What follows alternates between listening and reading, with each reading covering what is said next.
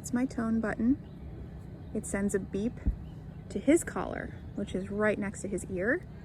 And he understands that paired with the word COME, that means to get up out of your downstay and come to me and sit or down somewhere in the area around my feet. Come, good boy. Look at you. Good job. Sit. Look at that. What a good boy. Down. Good job. I am so proud of him.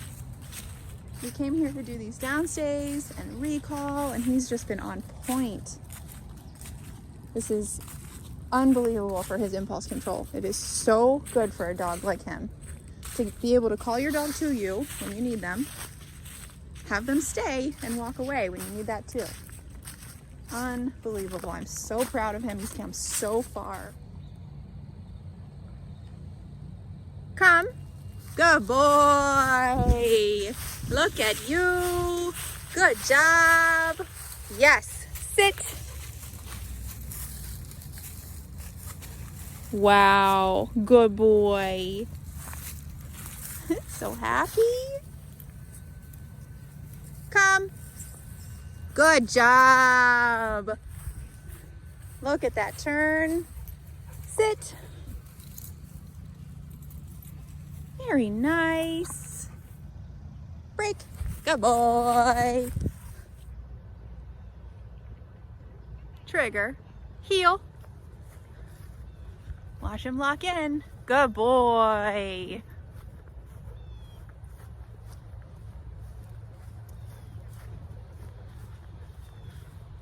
Sit. Wow. Good boy. Heel.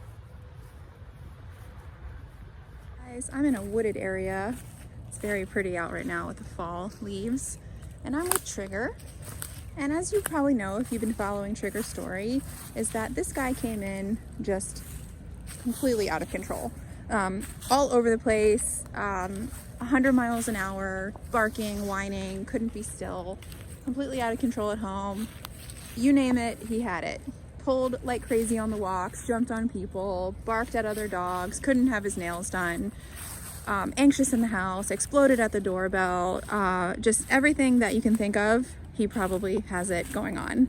So we took him, we slowed his brain down, we reinforced commands that he already knew. That's important because at 4 years old, it's very unlikely that these dogs don't know a few commands, especially sit, down, and come.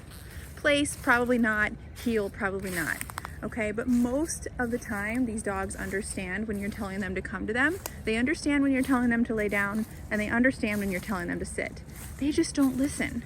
So we had to develop a foundation of non-negotiable obedience commands, start adding duration, start adding distractions, start generalizing it out to the real world so he understands it applies everywhere, and then working on that every day.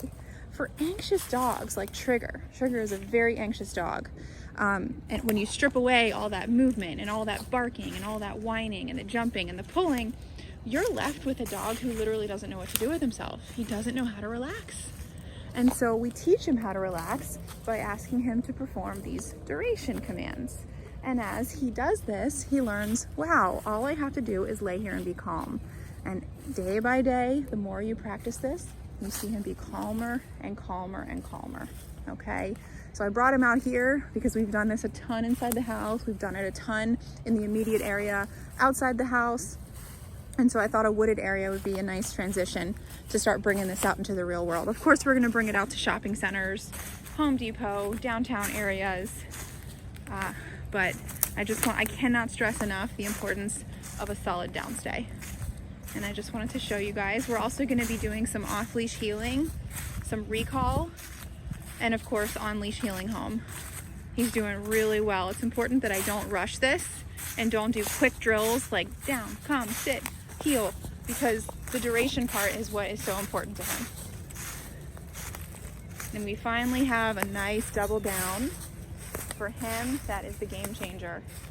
In a regular downstay, he was down but his head was straight up and he was just panting like crazy. So to calm these nervous guys, anxious dogs' minds down, we actually ask them to put their head down and their chin on the ground, and it tells them, relax.